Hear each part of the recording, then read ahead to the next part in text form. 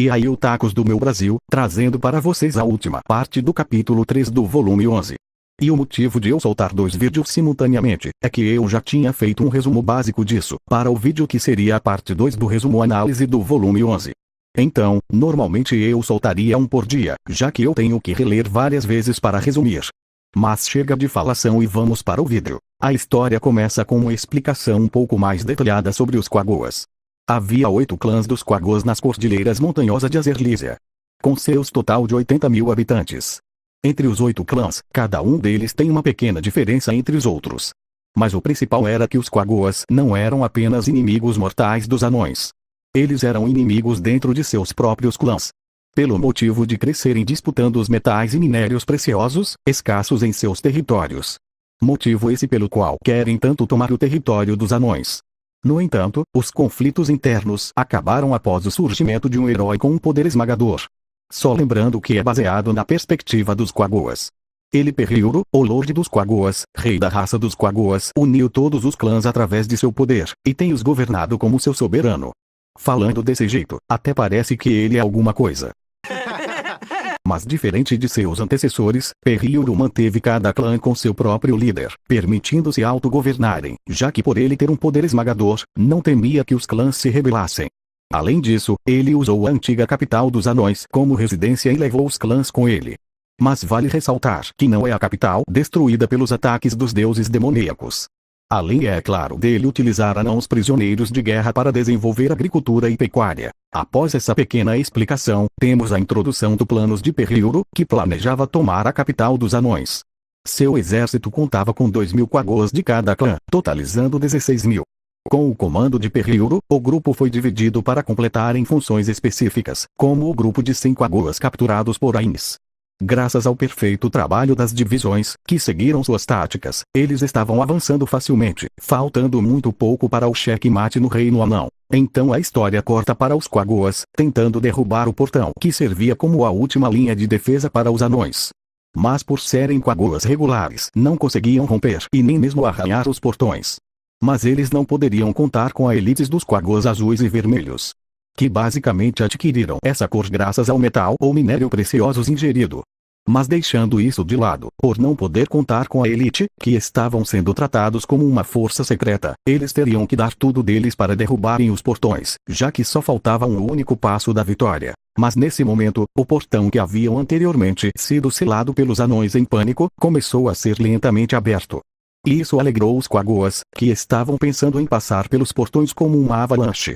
Mas quando o Quagoa que queria ser o primeiro, passou pela abertura do portão, teve seu braço cortado. O que o assustou, fazendo-se afastar em pânico. Mesmo tendo assustado os outros Quagoas, eles não queriam envergonhar o nome de seus ancestrais e por isso avançaram ao invés de fugir. Mas quando o portão abriu o suficiente para um único Quagoa atravessar, 10 pularam ao mesmo tempo e entraram em fila. Só que os da frente foram parados por uma espécie de muro. Mas os Quagoas que estavam atrás não perceberam isso e continuaram empurrando, tentando entrar. Mas quando finalmente perceberam que não poderiam empurrar, uma espada passou cortando o ar, matando os Quagoas mais próximo dessa espécie de muro. E após verem seus companheiros morrerem, os Quagoas olharam para frente e viram que aquilo que pensaram ser um muro, se tratava de um escudo, e nesse momento o Desknigat se revelou para os Quagoas. Ao olharem para o Desknigat, sentiram medo e pavor como nunca antes, mas antes de reagirem, o Desknigat começou seu massacre, fazendo com que todos os Quagoas corressem por suas vidas.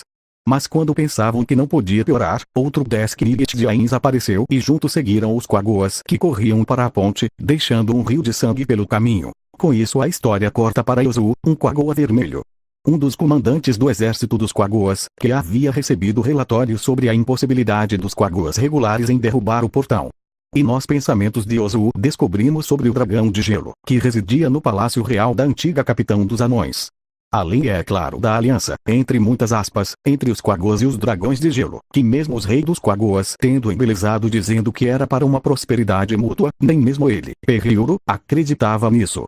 Os Quagoas não passavam de peões conveniente para os dragões. Mas retornando de seus devaneios, Yozu continuou seu trabalho de comandante, enquanto ordenava seus subordinados. Mas nesse momento ele ouviu um grito ao longe e viu um grupo de Quagoas indo em sua direção. Yozu não sabia o que estava acontecendo, então ordenou que reunissem alguns homens para descobrirem. Yozu e seu grupo então foram investigar, e enquanto cruzavam a ponte, descobriram duas silhuetas, parecidas como uma espécie de anão gigante, em uma armadura negra, que estavam massacrando os quaguas pelo caminho. Nesse momento ele sentiu um medo muito grande do terror que aquelas criaturas emanavam, principalmente os gritos de pânico dos quaguas e o rugido daquelas criaturas que cortavam o ar e faziam seus pelos arrepiarem. Enquanto via a chacina acontecendo, Yozu sentiu o perigo da morte e já que não poderia salvá-los, ele não poderia deixar as duas criaturas aterrorizantes atravessarem a ponte. Por isso ele levou seus homens de volta e ordenou que cortassem a ponte, para que dessa forma eles caíssem no abismo. Que era a morte certa, e ninguém jamais havia retornado, diga-se de passagem. Mas seus homens estavam demorando muito, e as duas criaturas estavam se aproximando mais a cada segundo enquanto continuavam sua matança, e por isso Yozu se moveu e cortou os cabos usando toda a sua força. A ponte ondulou e se quebrou, mas um impulso quase derrubou Yozu no abismo, e por muita sorte ele conseguiu agarrar um dos cabos cortados. Mas quando ele estava subindo, seu instinto selvagem ativou e ele desviou, no exato momento em que uma quagua passou voando na direção que ele estava, e acertou um de seus homens, desintegrando-o instantaneamente. Esse quagua havia sido lançado por um dos 10 Kirigit antes deles caírem no abismo. E assim, pela primeira vez em Overlord temos a morte de 10 Kirigit Giants. E assim Yozu e os sobreviventes de seus homens retornaram para sua base. Eles precisavam avisar os superiores sobre a arma secreta dos anões, que haviam dizimado boa parte de seu exército. Fim. É isso, pessoal. Se gostaram, não se esqueça de deixar o like e se inscrever no canal. Obrigado pela sua visualização e até o próximo vídeo.